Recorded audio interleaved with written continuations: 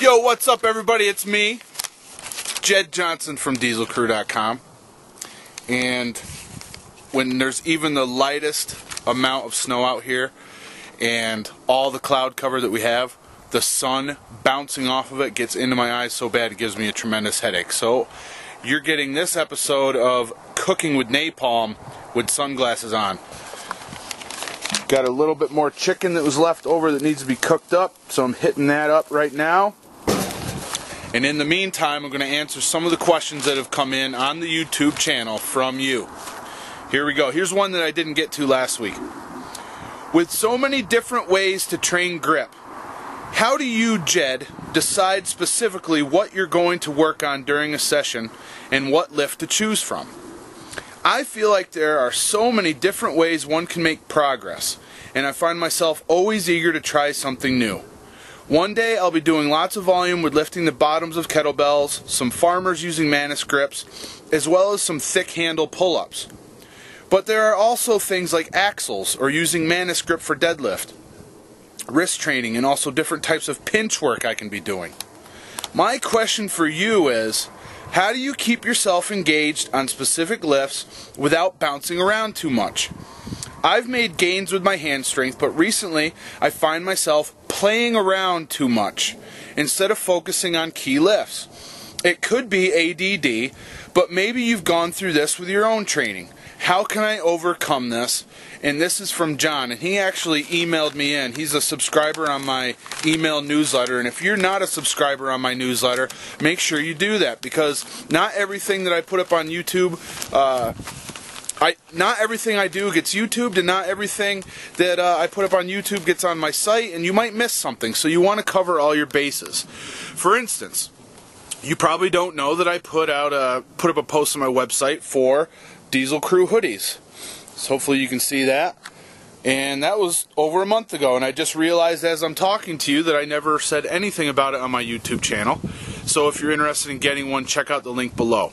But as far as the question, here's the thing about bouncing around. You keep bouncing around doing stuff, different stuff all the time, you're never going to accomplish any of your goals. Never is a pretty strong word. You know, you might eventually get them, but it's going to take a lot longer to attain the goals that you want. So what you need to do is you need to decide what exactly you want to do with your training.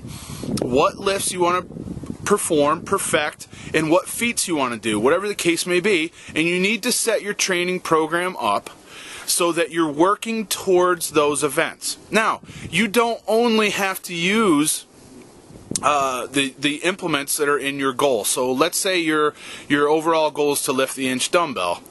Well, you don't only have to train on the inch dumbbell, you can train on other things, but the stuff that you do needs to support that.